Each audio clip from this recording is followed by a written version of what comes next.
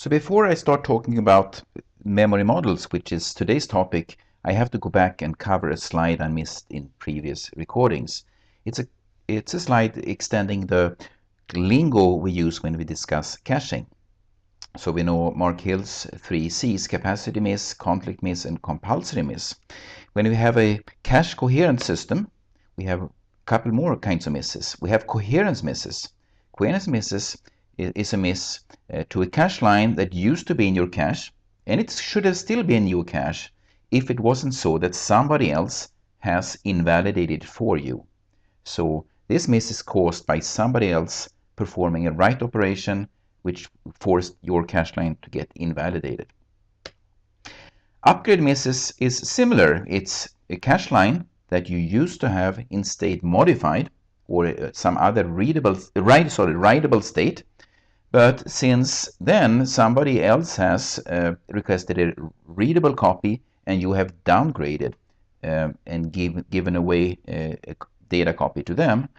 So now when it's time for you to perform a store operation again, then you have to upgrade to get back to a writable write permission.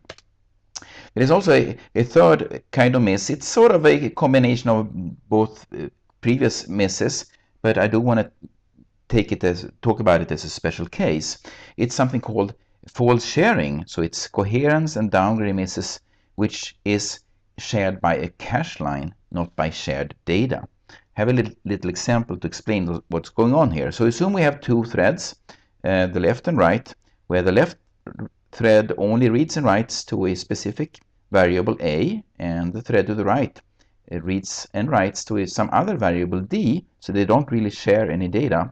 However, Murphy has been involved, and Murphy has made sure that both A and D has been allocated to live in the same cache line. And since we keep cache line coherence on a cache line granularity, that means that even though these two threads don't share data with each other, they will still force a ping-pong activity of cache lines between them, between the reads and writes. So that property is called false sharing. But now back to today's show. So now we know coherence, and we understand how coherence can be used to order accesses to a specific cache line. Today we're going to talk about memory models or memory consistency and discuss what ordering properties we have if we take all cache lines into consideration of a computer system. We're going to explain what memory model is by looking at some very interesting examples. So first we're going to look at the flag synchronization example. So here we have a thread to the left that first writes some value to A, and after that it wants to signal to the world that A has been updated. It does that by raising a flag.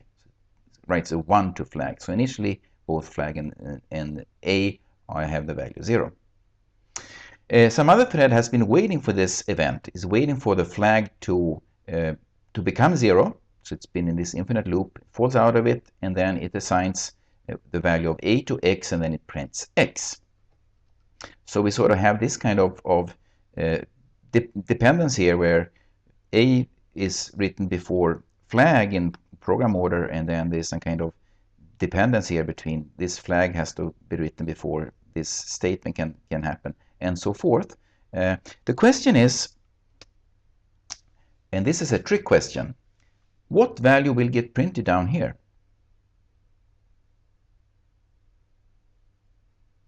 And the correct answer is, unfortunately, it's undefined, because I haven't told you what memory model, the system where this code is executing, what memory model is implemented. So even though it looks like there is some kind of dependence that A happened before flag and that flag happened before this assignment, therefore we think that A should have had the new value 1, and that we should have printed 1. That would sort of be the intuitive answer. We can't be sure of that because we don't know what memory properties we have in the system, and some memory models, for some memory models you would print 0, or for other memory models you actually would print 1. Here's another question. So looking at what I refer to as the causality problem or causal correctness problem, here we have 3 threads communicating with each other, where the thread to the left changes the value of A to 1, which makes the thread in the middle, who's been stuck in this infinite loop, very happy. It will fall out of it, and now it will set B to 1, which makes the thread to the right very happy. It can now fall out of this infinite loop, and it will do the same kind of assignment, x equals A, and then print x. So we have once more some kind of dependence here between instructions, and it's called a causality dependence, because the thread in the middle sees that A has happened, A had changed value. Based on that observation, it makes some other side effects to the system. It writes B. So the causality question is,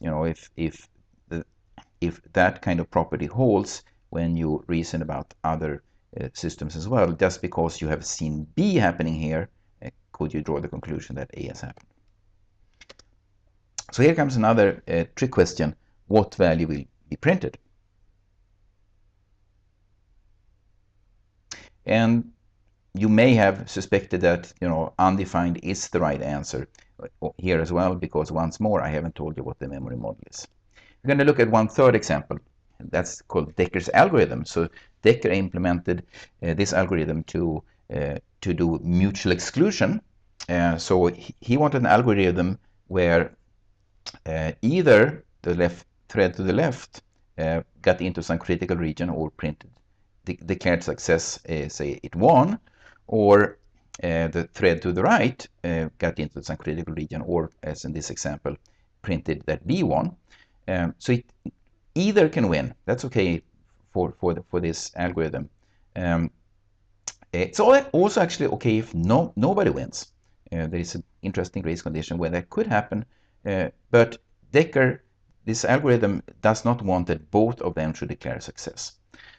So how is this implemented? Well, first you try to make life miserable for your partner on the other side. So by setting A equals 1, that means that this test will fail on the right-hand side. Vice versa, the right-hand side tries to make life miserable for the left-hand side by first setting B equals 1 to make sure that B cannot declare success. Is it possible that both of these threads will win? And of course, this is also undefined. Dekker wanted the answer to be no, it should not be possible. But since we haven't defined the memory model, we can't really determine what will happen here. So now we're going to try to fix that. We're going to talk about some memory models and talk about their properties. So what is memory ordering? So while coherence defines some per datum value change order or per cache line value change order, memory models, memory consistency is a synonym for that as well, defines the value change order if you take all the data into consideration. So it sort of defines the guaranteed memory ordering of the system. So it's a system property. It can require to take operating system and compiler and hardware properties, in all of them, into consideration when you try to figure out what memory ordering you have in the system. It is a contract between hardware and software guys, or between the system implementation people and the users. So when I worked at Sun, we were very, very clear about what kind of memory model we were supporting with our system. And for every generation, we try to keep the same memory model, because that meant that software written for an early version of our servers would still run. And as you've already seen, if you don't know the memory model, you can't say much about some of the parallel executions that we will look at. So ordering, happening before, happening after, what is this all about? Well, it's actually all about what software can observe. Okay, so what ordering can software observe? So let's say that we look at an example there where we change the value, the value of A changes and the value of B changes, and we would like to write some kind of software that tries to determine if the change to A or the change to B happened first. So one way to observe an order like that is if you, in a processor, loads the new value of A and after that you load the old value of b, then you can determine, you have determined that new a happened before new b. Another way to also determine the order between a and b is to, if you are the one who makes the change to a, so you perform a store new a, and after you've done that you do load old b, then you can once more say that new a happened before new b.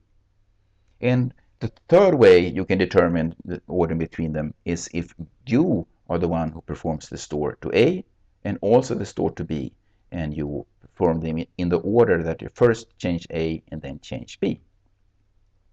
Another way you can determine order in a processor is by looking at the program order. So the program order is the order the programmer defined that the statements should be executed by a thread. And if you look down at the hardware level, it's the order at which the instructions are initiated or are issued in the pipeline. So here is an example when we try to take both those ways of looking at determining order, both the value-based and the program order-based, and try to determine the order between some operations performed by two different threads, thread 1 and thread 2.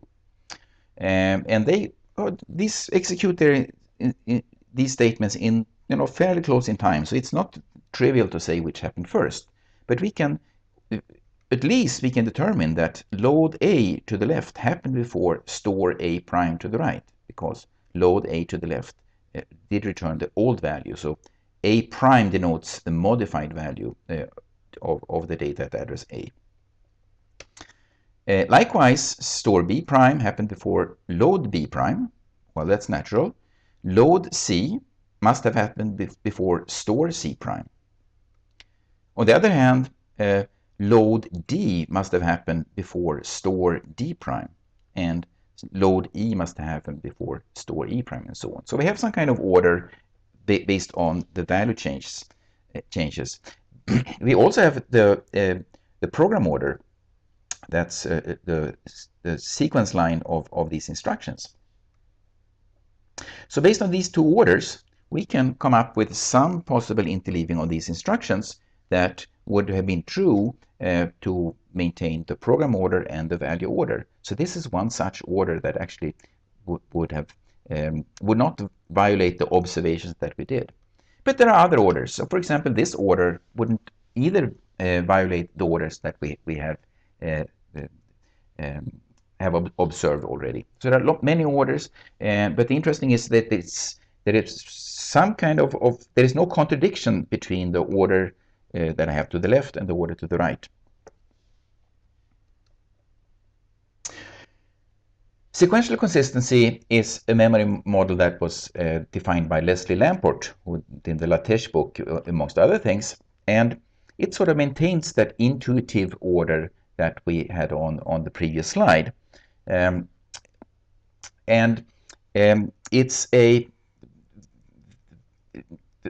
This is actually the way people thought parallel computers worked even before Leslie Lamport defined this order, even though there was no formal definition.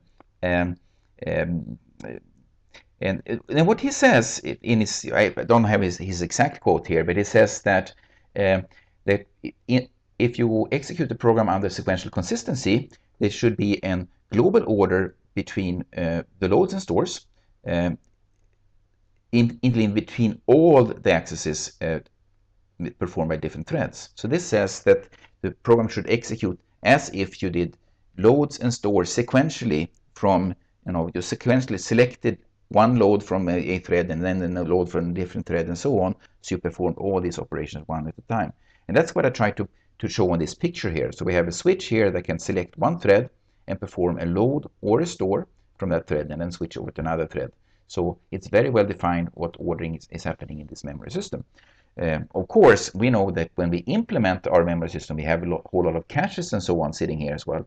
But the programming model, the memory ordering, doesn't take that into account. So if we put lots of caches there, we still have to make sure that the system appears as it's executing in this global order. And software can do this test that we had in the previous slide to determine order between different loads and stores to the memory, but the threads should not be able to observe contradictive orders when they perform those tests. So if one thread says that A happened before B, no other thread should be able to observe that B happened before A. Programmer's intuition is maintained, but we will get some it's unnecessarily restrictive in this kind of implementation. We enforce an order which programmers in most situations don't care about. The cases that we looked in this couple of slides ago, they're sort of made up example, corner cases, tricky things. Most codes, 99.9% of the instruction we execute don't care about that kind of ordering. So let's go back to this flag synchronization again, knowing that all loads and stores have to be performed in a global order under sequential consistency. And then we repeat that question again. What value will get printed given that we now know this is executed under sequential consistency? And that's the value 1. So because A got the value 1 before flag got the value 1, and and then we know that the while statement must happen after flag got the value 1, which means the while statement must happen after A got the value 1, which means that A must have the value 1. It's a global order. So when we come down and make this assignment, A must have the value 1, so X will have the value 1, and we will print 1. Likewise, when we go down to the causality, we can try to do the same kind of reasoning. Given that we know that there is a global order between all the loads and stores in this system, I repeat the question to you. What do you think will get printed down here? So once more, there is a global order. So this happened before that statement. So that means that that's clear. And since this statement happened before that statement, that means that A happened before B in this global order. Okay, A happened before B. So if we have seen that B has happened, like we do here, we must also have seen that A has happened. So that means that A has the value 1. So X will have the value 1, and we will print 1. Now it's getting a little trickier. Dekker's algorithm. What can we say here? Well, so once more, we try to make the left thread tries to make life sour for the right thread by first making a store operation, A equals 1. After that, it tests if B is still equal to 0, then it declares success and win. So it wins. Is it possible that both A and B will win?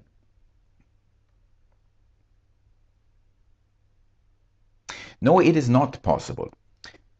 And I can show a little proof to you why that is the case, but let's just try to use our intuition first.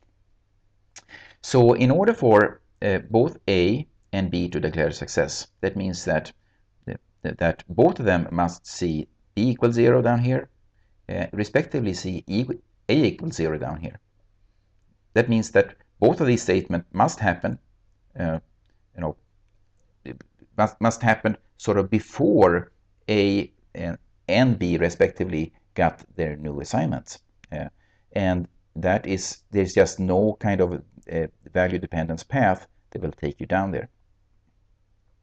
Let me give you a little more formal reasoning about this. So this is the code that we're going to look at, and we're going to ask the question, can the case both win? Can it happen if we execute this under sequential consistency? So what we're saying here is that we sort of fork up into two threads. Left thread sets A equals 1. After that, it tests if B equals 0. And actually, if it's going to declare that it wins, it better see that B is equal to 0. The right one says B equals should be assigned 1, and then it should see that A is equal to 0. Otherwise, it wouldn't win. So the way we're going to look at that once more is we're going to take help from value order and program order. So we're going to look at this graph in value order, program order, and we're going to say that we're going to perform a store operation, and that store operation will store the value 1 to some to B. So this is some location in B, some location in memory. And the left one will store value 1 to location A in memory. On the right hand side, we're going to perform a load, because that's how we do this if. We have to perform a load operation before we can do the test. So we're going to do a load operation to A, and that's going to return the value 0 from memory. And also to the left, we're going to load operation from memory location B, and that is also going to return the value 0. That means we have a data dependence, the value dependence here, that this statement in the right thread must happen before the first statement on the left thread, and vice versa. Looking at that, this program order as well as value order, we can just look at this graph and say, this cannot happen under sequential consistency, because this would require that there is a cyclic dependence order between all these transactions, and there can never be a cyclic order between transactions in sequential consistency. So this execution can simply not happen. Then we can ask ourselves the question, so can the correct execution happen under sequential consistency? So let's say one correct execution is that one of these contenders wins. So let's say that the right wins. Okay, what would that look like in our data dependence graph? Right wins, that means that the right load A returns a 0, but the left load B returns a 1. So now we have the data dependencies. We can look at this graph for a while and we can say, no, that is not a cyclic graph. We can say that store B happened before load A, which happened before store A, which happened before load B. Then we have some other information that doesn't contradict that. It says that store B happened before load B, and that is also true. So we actually have a global order between all these 4 instructions here. Store B happened before load A, before store A, and lastly happened before load B. So that clearly can happen under sequential consistency. And the other case that we can also test if it can happen under sequential consistency if the case that no one wins, which is okay according to Dekker. Okay, no one wins. That means that both load A and load B will return a 1. So you have the value dependencies here. Store B happened before load B. Store A happened before load A. Once more, this is not a cyclic graph. But it can only establish some number of partial orders. You can say that store B happened before load A. Okay. We can say that store A happened before load A. Yep. We can say that store B happened before load B, and that store A happened before load B. So we have 4 partial orders.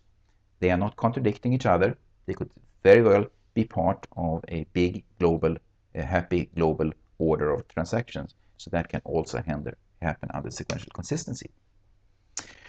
So in summary, sequential consistency, it gives sort of the illusion of one global order between all memory access. I say it gives illusion. It doesn't mean that any specific thread has to observe all the value changes that happens in the memory. It's just, there should be no contradiction. That's a better way to look at it. 2 threads cannot observe contradictive, even partial orders, because in that case, sequentially consistency is broken. It sort of maintains the human intuition, at least my intuition, and the intuition that Lamport had and what people had before him about how parallel machines should work. But it comes at a cost. It's costly and sometimes unnecessarily restrictive to impose this kind of ordering on a machine. So either you can lose performance, or you can have to throw quite a lot of complexity at the implementation to work around some of the restrictions that this imposes on you.